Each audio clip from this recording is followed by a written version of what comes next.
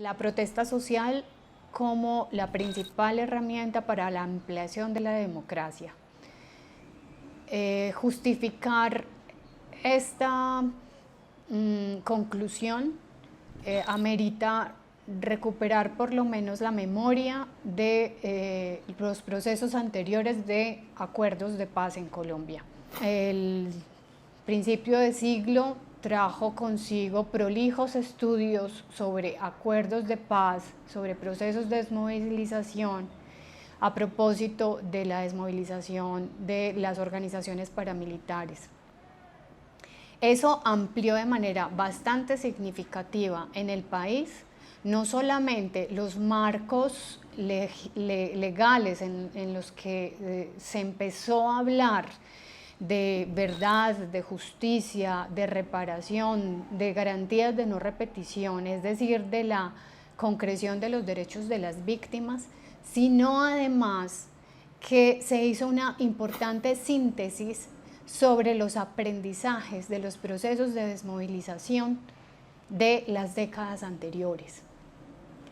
Y por supuesto, después de 2013, cuando se empiezan a concretar los acuerdos sobre los cuales se iba a dar la desmovilización de las FARC. Y esto es supremamente importante de tener en cuenta porque lo que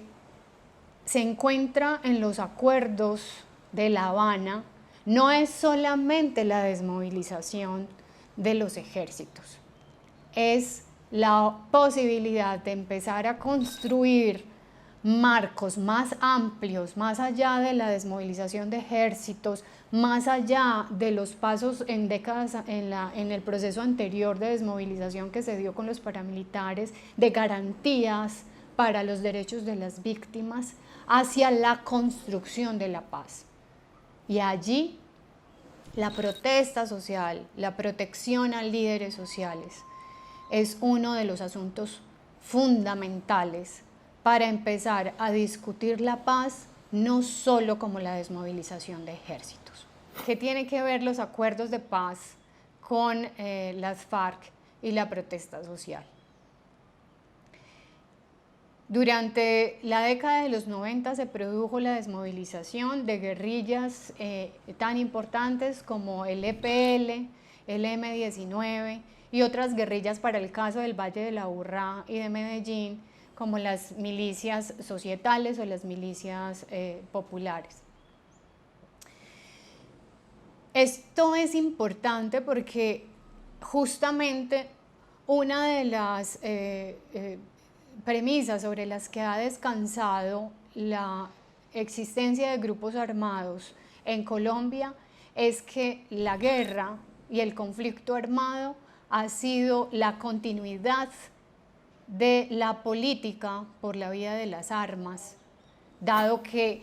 el país ha estrechado las posibilidades históricamente de inserción de demandas sociales, de inserción de respuestas estatales hacia problemas sociales. Es decir, que históricamente las élites políticas del país han dejado por fuera de la construcción de la esfera pública y de lo público, es decir, del Estado, a sectores amplios de la sociedad. Tanto guerrillas como paramilitares trataron de alinear sectores sociales o más bien de representar intereses de sectores sociales y eso, digamos, estuvo en el fundamento de las narrativas políticas de su existencia, de la explicación de su existencia. De un lado, las guerrillas trataron de agenciar problemas sociales y de otro lado, los paramilitares trataron de representar, o más bien fueron una expresión armada de intereses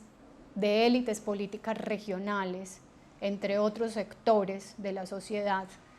que vieron en ello las posibilidades de dirimir o de encontrar salidas al conflicto armado,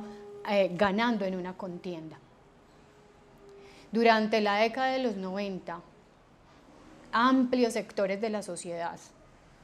muchos de ellos derivados de las desmovilizaciones de grupos armados de izquierda, se dieron cuenta, llegaron a la conclusión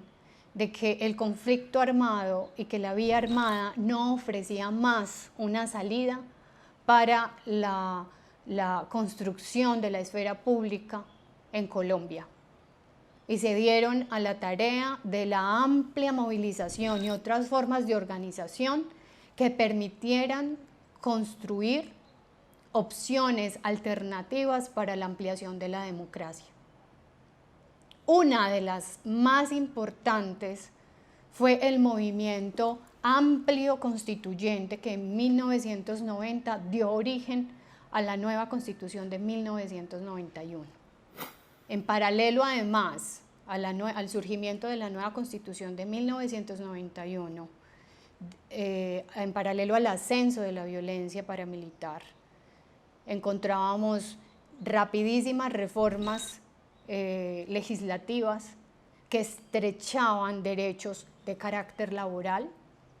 estrechaban derechos de salud, de educación, entre otros, que si bien que estaban respondiendo más bien a la transformación de la noción del derecho hacia los bienes y servicios. En el transcurso de esa nueva Constitución tampoco se hicieron reformas a las concepciones sobre las cuales se fundamentó la política de seguridad nacional. Los organismos de seguridad pública, ejército y policía,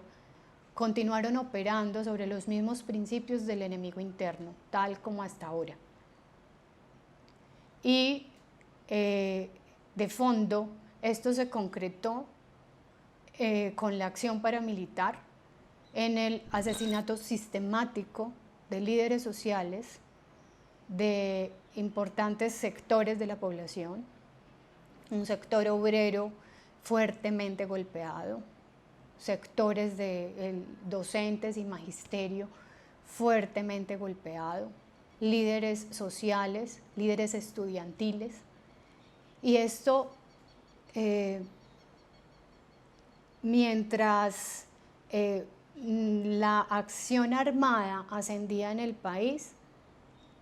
la acción política de la protesta, de la reivindicación, disminuía.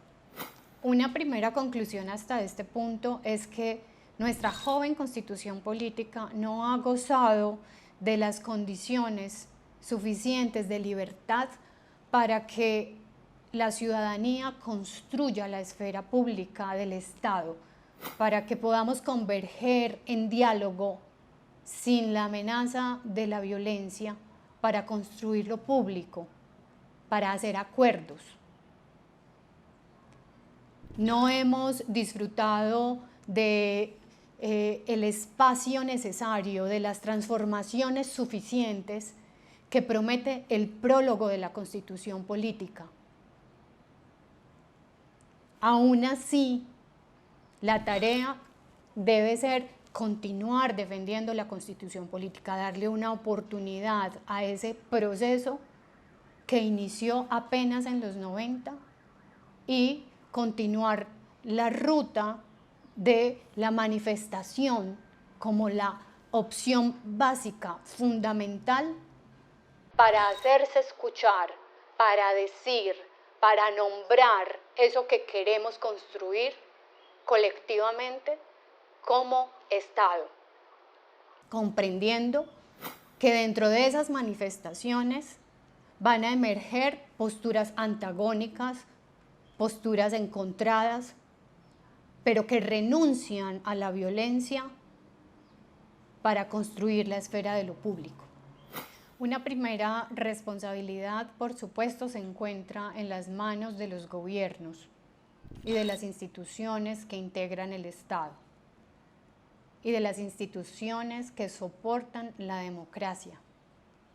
para que efectivamente tengamos capacidad de escuchar los conflictos diversos y de darles un lugar en la construcción de lo que nos es común, de lo que nos es público, de reconocer y de vincular acciones concretas como respuesta a ese reconocimiento de lo otro que ha sido excluido, de los conflictos que han sido desatendidos, de las transformaciones en la comprensión de lo que es el centro y la periferia, de las regiones que integran el país como un todo nacional y no como periferia.